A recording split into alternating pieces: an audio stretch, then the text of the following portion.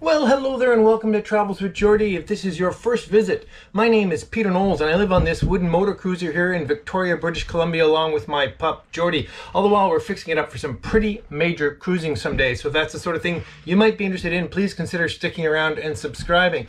So this table doesn't exist. No, it doesn't, but it might be a bit of a teaser as to what we're up to. So let's get on with it.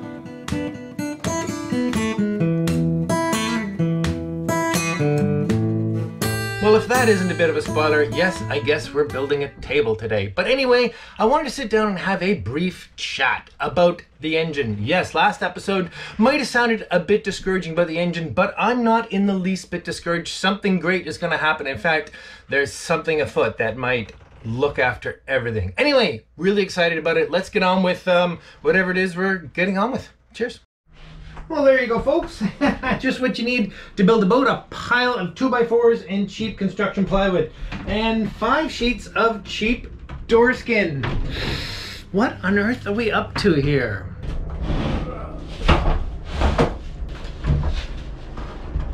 I've said it before, dealing with full sheets of plywood in here is a bit of a trick. But in just a few moments, these will be much smaller pieces of plywood and this will be much more manageable. Okay, so like every good plywood project begins with a heck of a lot of ripping and a heck of a lot of sawdust.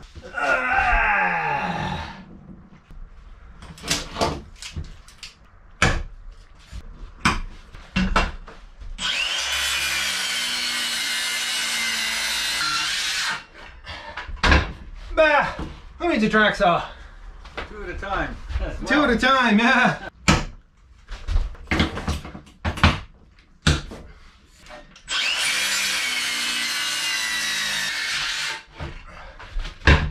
I often wonder how you could get anything done if you weren't big enough to be able to do a rip across 4 feet of plywood. And I mean, that's not knocking people who can't. I'm just awfully grateful I can.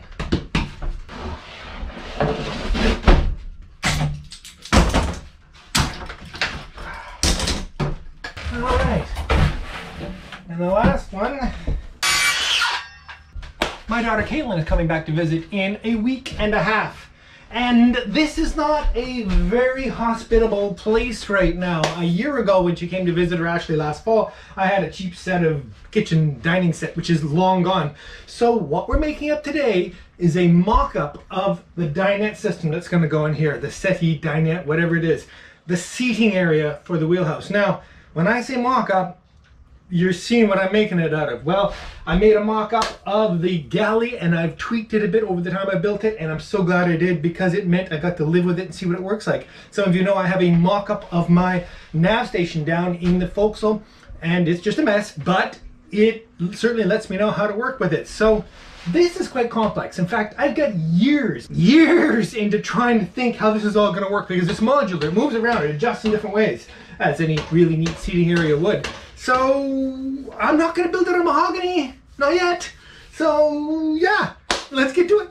All right then, so just briefly, the basic gist of it is this whole side of the boat, the whole port side of the boat, is a modular seating area. So fundamentally, you can imagine it's going to be a bench facing forward, a table, and a bench facing aft. That's your basic dinette, leaving enough space ahead of this bench to be able to walk through to the port side window for docking and boating type navigational things. I can't have the settee in front of the window when I'm actually boating and navigating because I have to be able to run over there and look, pick up moorings, things like that, docking, etc. So that's in its boating mode.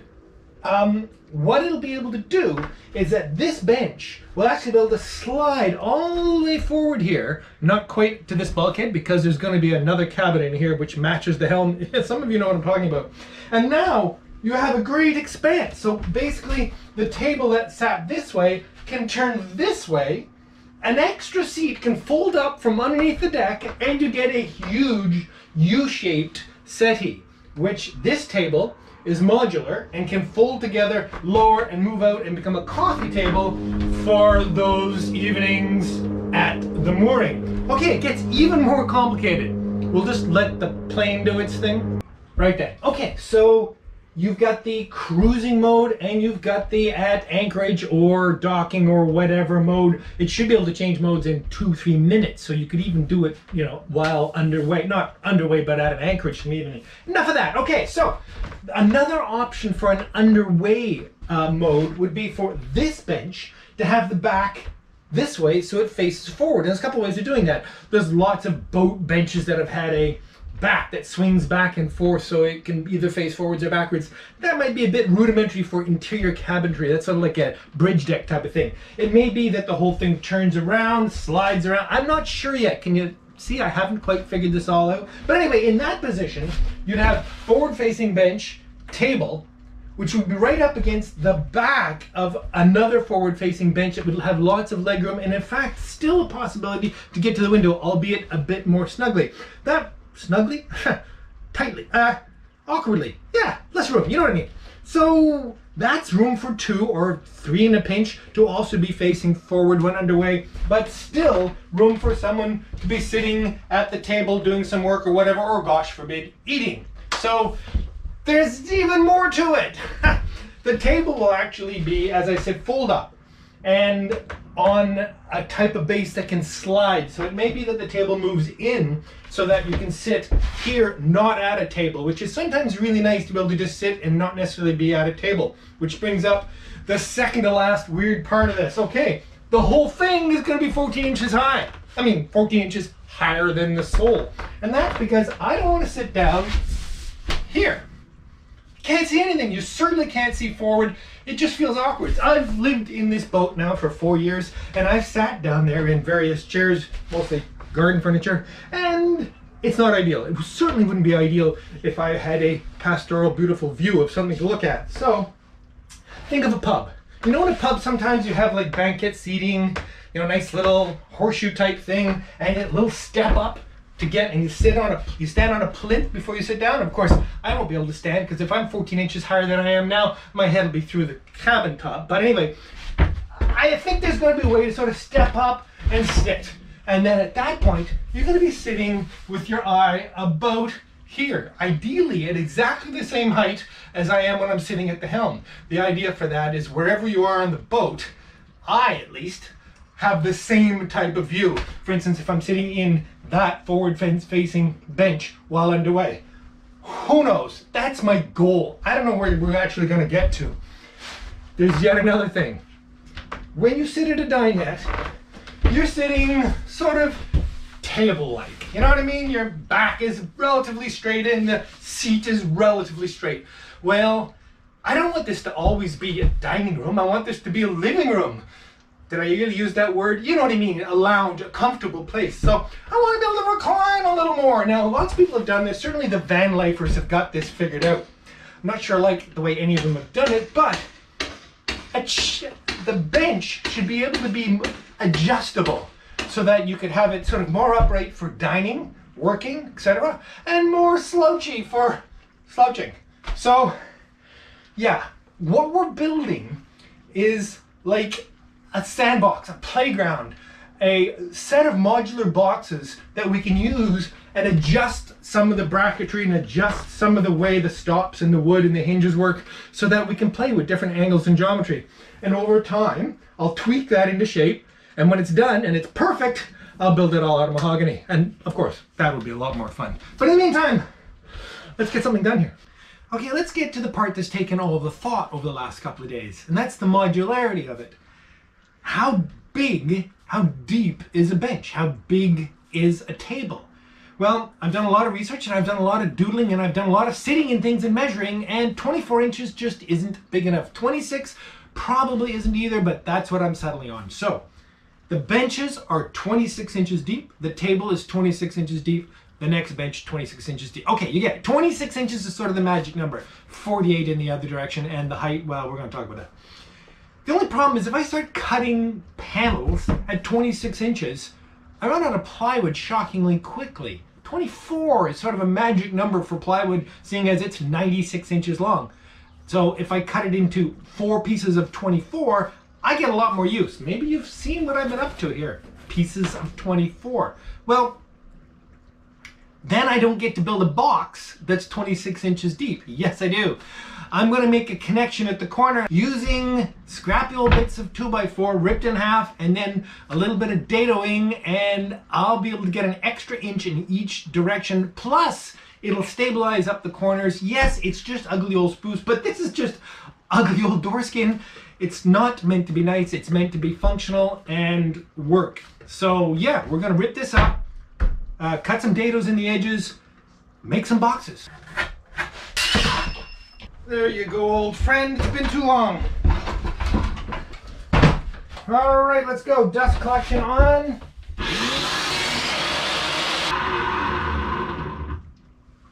No dust. Why did it take me 4 years to start doing this?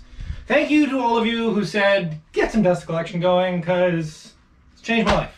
All right, so I have some nice square-edged bits of 1.5 by 1.5 spruce. Just brilliant stuff, I know, for boat building. But anyway, to ease the edge rather than get the planer out, whatever, I've just put the blade over at 45 degrees, and I'm gonna knock a corner off of one of these corners, whichever seems to need it the most. How's that look? A little bit nicer? Yeah, let's get that nice... God, I'm hard on lamps. All right, and now for the dado. And now no fancy dado ripping, routing going on here. I'm simply going to put this in the table at exactly the right place to take a shaving of a cut, 1/2 inch tall and as thick as a blade, which is only slightly thinner. In fact, it's pretty darn close to door skin, so it may take 2 passes. We'll find out. Let me just set this up. Pretty close, at least for a test cut. All right, I love it. Turning into a fairly complex little piece of wood. So that's definitely a deep enough dado for the door skin. Nothing much left to do but start putting it together. I made a miscalculation. Not a big one. All those remaining sheets of plywood back there, which are for some upcoming parts of this and another project, can't be there anymore. I've been so used to being able to store plywood against the port side of the boat, but I got a settee to build there now. Now I can keep plywood in the aft cabin. It's kind of my sanctuary. I can either get into bed or I can go to the bathroom. I can't do both. Gotta be moving plywood around in the middle of the night to go to the bathroom. Okay.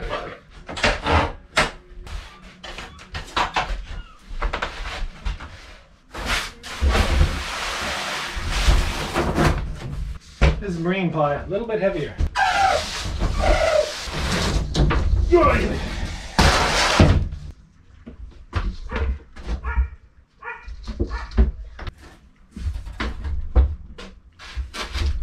Okay, so the basic premise is to take these flimsy pieces of door skin and these ugly pieces of spruce and attach them here with tiny little screws to create a rigid box. And the tiny little screws are teeny tiny little number 4 Robertson 1/2 inch.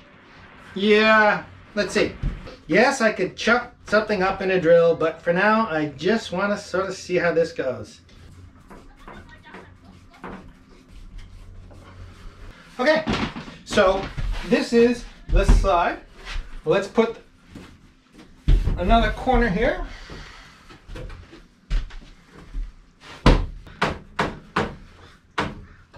Oh yeah, this is practically solid now. Okay, so there's one side made up. Let's make up the other.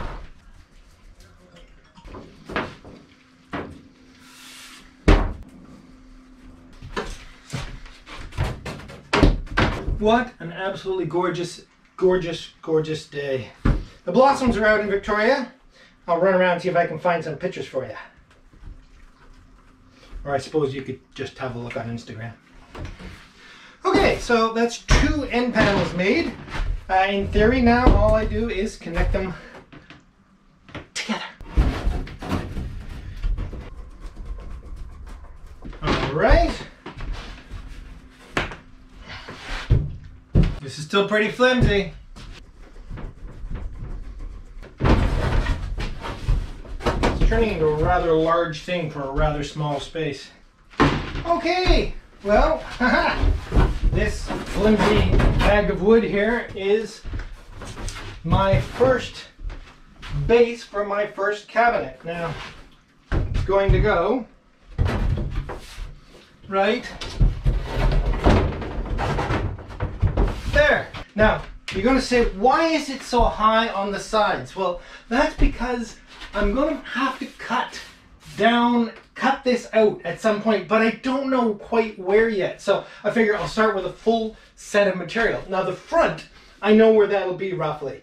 So I'm going to cut, once I do some more measurements, one of the panels that'll end about here. And then that'll become the base for the actual seat, which is made out of 1/2-inch ply, which you can sort of sit on. Okay, I've had a change of heart. You'll notice it's not here anymore. That's because I've taken it apart because I'm going to do it slightly differently. Can you imagine?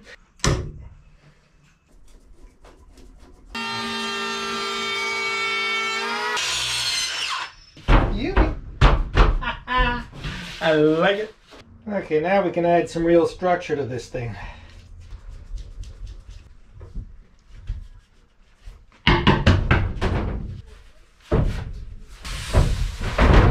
Well, alright folks, it's tomorrow. I can't say I did a heck of a lot of thinking about this since I talked to you last because, well, a whole bunch of us went out to the pub last night and yeah. So, what I'm going to do now is try to build some structure within this massive flimsy box that can support the actual seat, bench part, the thing you sit on. And I can't wait to sit on it and see what it feels like. And because this is all just experimental mock-up, it's just going to be made out of a bunch of 2x4s. And so I'm actually now just going to fasten this 2x4 in against these verticals here. And I'm going to do that with pocket screws. But I'm just going to do cheapo, homebrew, poor man's pocket screw, which is basically just taking a counter bit and instant pocket screw. There we go. Only make a few of these.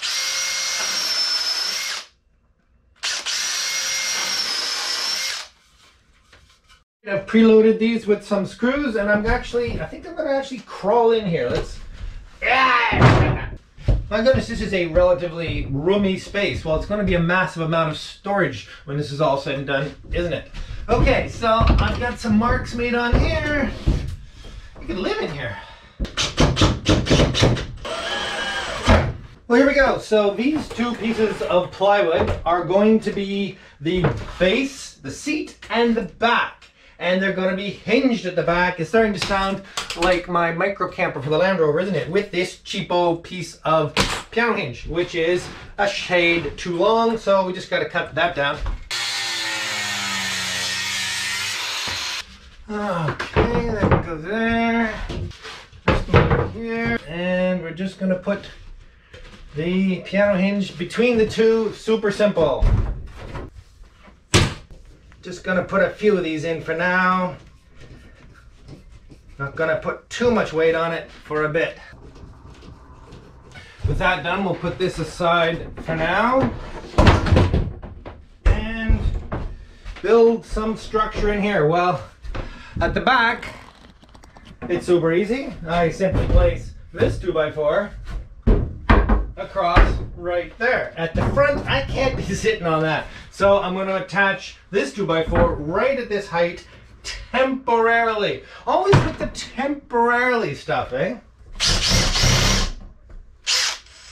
This thing is a freaking train wreck.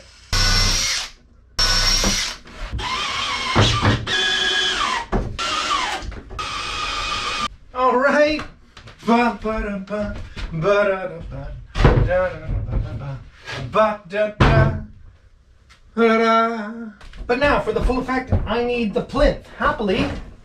So I can just use these to create a little temporary plinth for my little throne here. And to make it just that much more comfortable, a cushion. Shall we?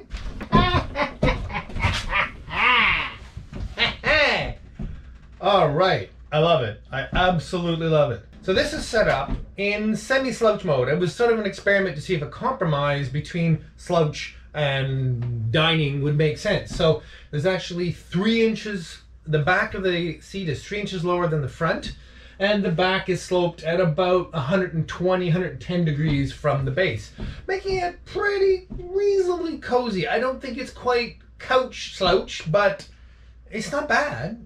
And, you know, with an extra cushioning behind you, you could probably still eat with this. Oh, I do feel I'm a bit, you know, I don't know. It would be ideal if I could find a compromise position and I didn't have to do any flimsy, floppy, uppy, downy things. But maybe I can make something really elegant, and it can fairly quickly switch between slouch and not so slouch. Gosh, I like this. The problem I'm going to have now is that once I put a table in here, well, I can't cross my legs anymore, comes in about here, it'll come to about here, and I can't get in and out anymore. It's a classic problem when you want an armrest with a dinette. So I'll have to figure a way that I just have a back part of the armrest, something a little more, but that's all you really need. You don't need this thing up front, although it feels quite regal right now, I tell you. Oh, love it.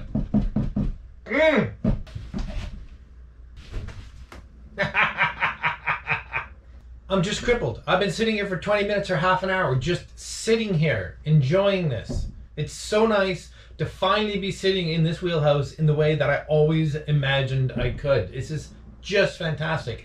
And a little bit of a spoiler, this view is going to get a lot better shortly. Not really interesting better, but better. Okay, here's the thing. I'm sitting too high now. I know that. All right then, so this particular version is setting up for extreme slouch. So let's see what extreme slouch feels like. This is 5 inches between the front and the back. All right, let's try extreme slouch.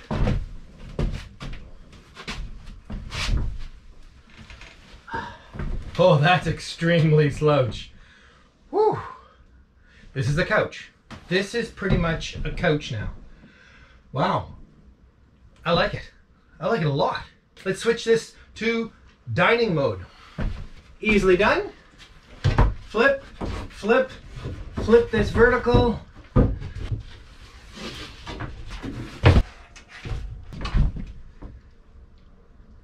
Well, hello folks, welcome to the Travels with Geordie Beer of the Week, the very first one ever shot at the new dinette aboard MV Geordie. Now, okay, it's not really done, not too far along, but I kind of mocked up a table quick so we could do this. Unfortunately, we missed the sunshine by 2 minutes, but no harm, I'm enjoying myself so much. Okay, we're going to a brewery named Foamer's Folly. A BC brewery, and the beer is White and Lazy IPA. I'm assuming it's a hazy IPA. It's a strong beer. It's 7%.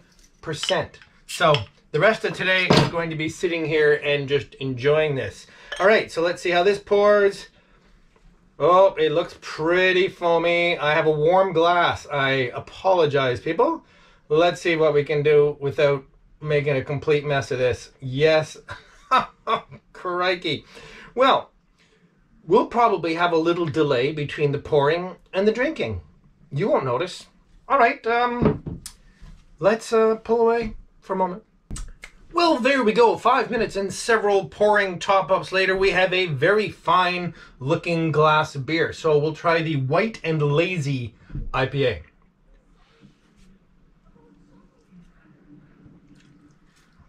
Oh, I don't know how hazy it is, which it doesn't claim to be, but the 7% is definitely shining through. That's a strong beer. Very good. I love it. I don't know if I love it. It's good. I don't think it'll go into the regular rotation, but that is a fine beverage to enjoy for the rest of this afternoon. I just heard thunder, so this may get even more entertaining. Okay then, an absolute cheers to 2 new patrons that came on last week, Stuart Howe and Greg Dondero. Thank you ever so much, both of you. Cheers.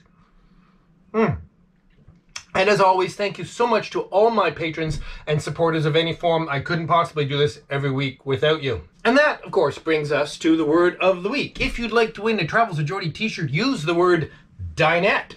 down below in the comments, and I'll pick at random from the first 24 hours worth of comments, and if I pick you, you get a Travels with Geordie t-shirt. Cheers, we'll see you next week. I just love this.